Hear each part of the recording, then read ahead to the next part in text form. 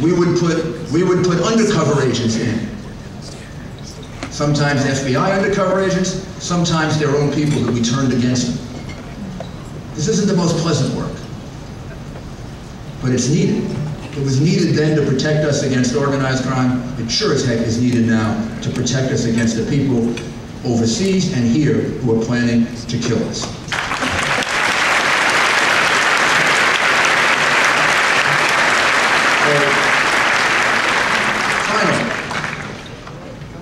These are the things that are necessary for us to be realistic, that we remain on offense against terrorism. The Patriot Act, electronic surveillance, interrogation techniques, human intelligence, high technology intelligence.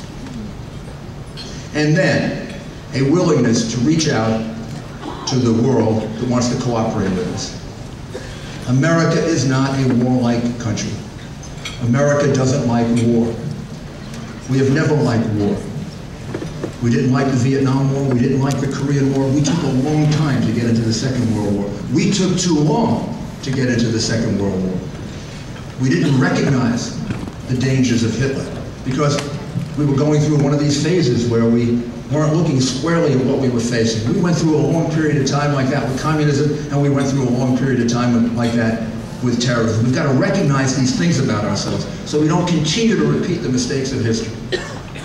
But then, I am absolutely certain, I was certain on September 11, 2001, even in the worst moments, I was certain that America would prevail. I am as certain today. Sure, Iraq is difficult. And it's been made more difficult by the resolutions that the Democrats are presenting to have us retreat from Iraq.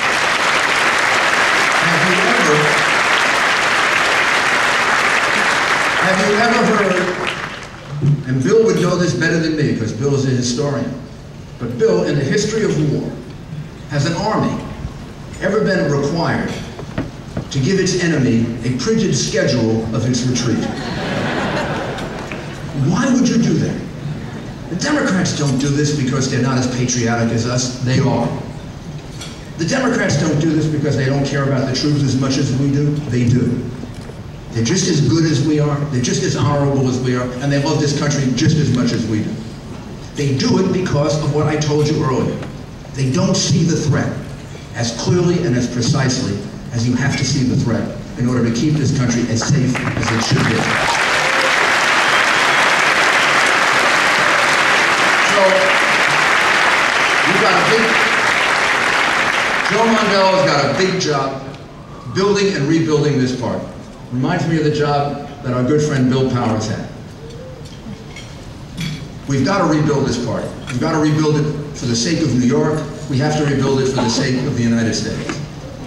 We should not go into the next election for President of the United States and give away, before it even starts, Connecticut and New York and New Jersey and Pennsylvania and California and Illinois and Washington and Oregon. I guarantee you two things. If you make me your nominee, we're going to rebuild the Republican Party in New York, and we're going to make it even stronger.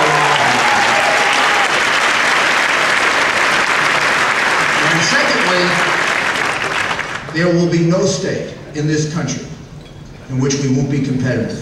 There's not going to be one of these, well, we're not going to campaign in New York, and we're not going to campaign in California, and we're not going to campaign in Pennsylvania, and we're not going to campaign in New Jersey. Every one of those states are states that you and I together can win. We will win. We'll win the rest of them, and we will have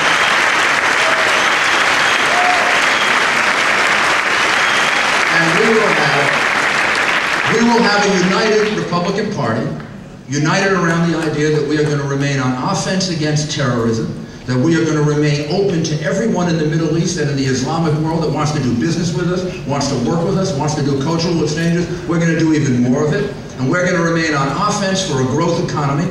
That's how our party unites around those big principles. In fact, that's how our country unites.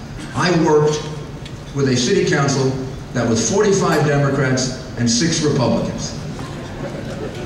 I did. I'm trying to figure out how I did now, but I did. And we got all that accomplished that I talked about. And Joe Bruno knows about this. You got to work together. Ultimately, we're going to have a very, very defining election. Big differences on terrorism. Big differences on national security. Big differences on taxes and spending and education and everything else. Big, big differences. But the day it's over, we have a history of knowing how to get together and working with the other side to accomplish practical and good things for the United States of America. Give me that opportunity, and we will do for the United States of America what you and I did for New York. Thank you very much.